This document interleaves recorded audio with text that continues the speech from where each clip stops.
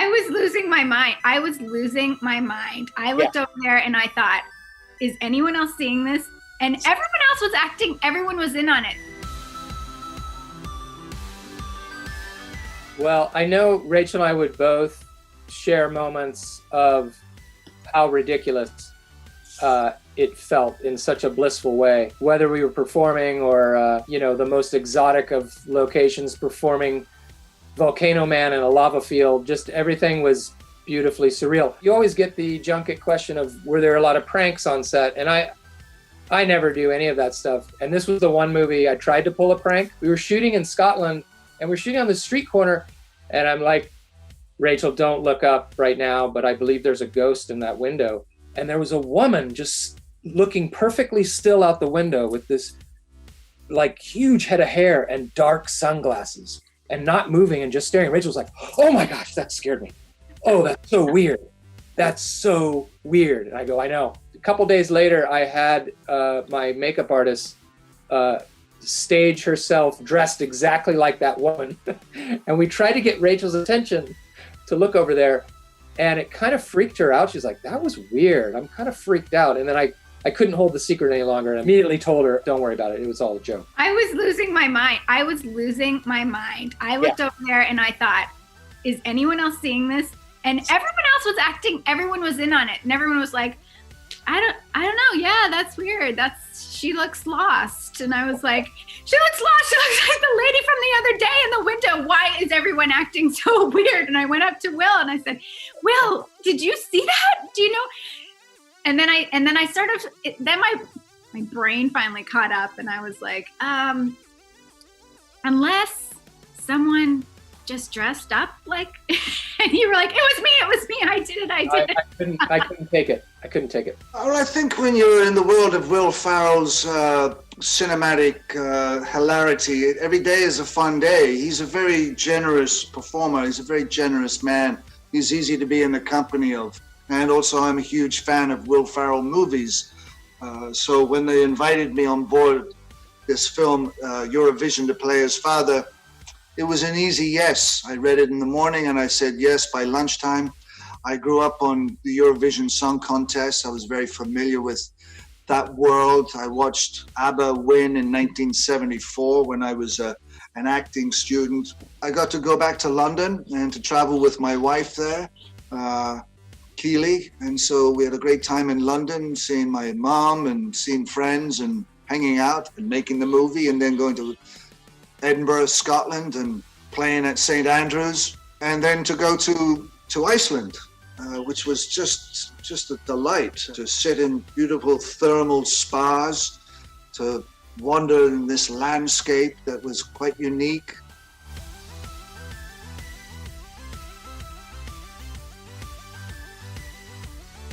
What are you doing? I just want my ding-dong to look bigger than what is really there. Smart. Yeah. I could do a camel. Do a classic camel. It's never out of style. Yeah. It's always so weird because at first you're laughing initially that we're actually executing this thing that was just a part of the stage description in the script. And then you forget about it, and then you start laughing at the fact that we've forgotten about it. So it kind of has waves to it.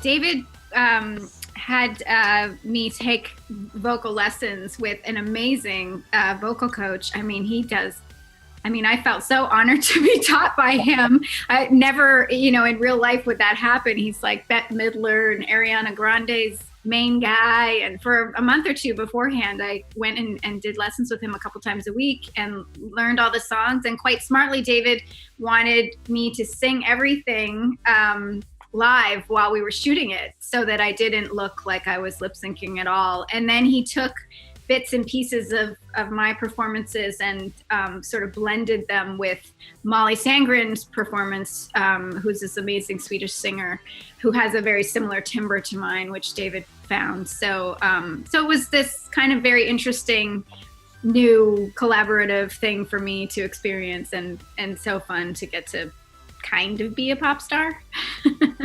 You know, it was very exciting. I mean, we were lucky enough to kind of be working with the best of the best in terms of the producers and songwriters, and I think it was really fun for them to get to kind of dip their toe into the world of writing songs for Eurovision. But yeah, you know, for a brief moment in time, I think Rachel and I both felt like pop stars, which was great.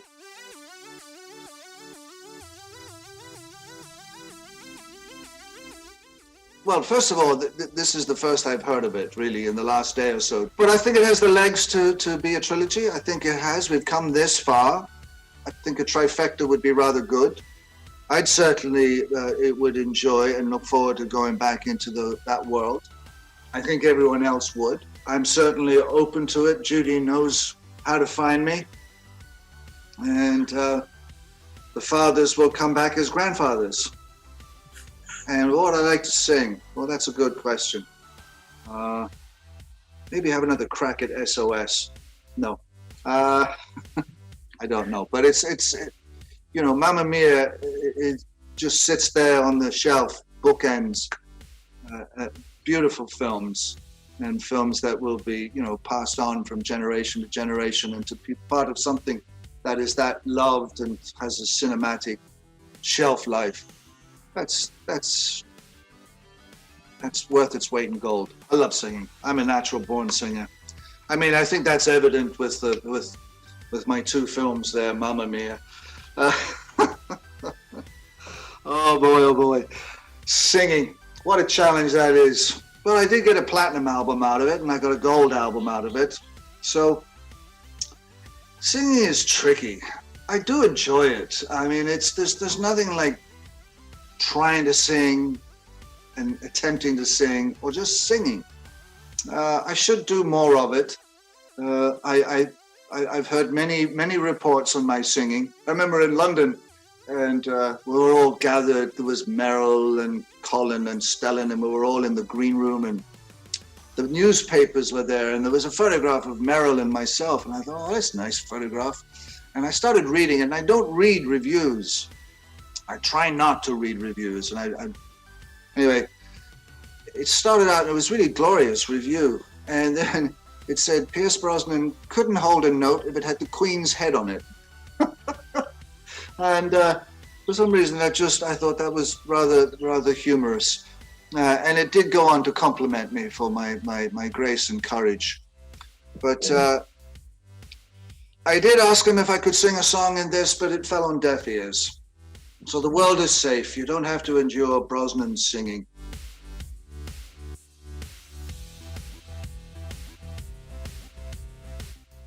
I think it was ABBA, because it's the only one that I remember. I remember ABBA coming out in these outrageous costumes, singing this song which was very obscure, and they are really the only act that I remember. It was 1974. I was at drama school. That's what I remember. I remember Dana. She won it, young Irish lass.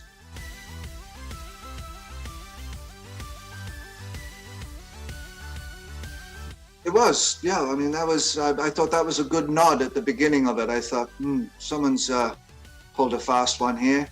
Why not?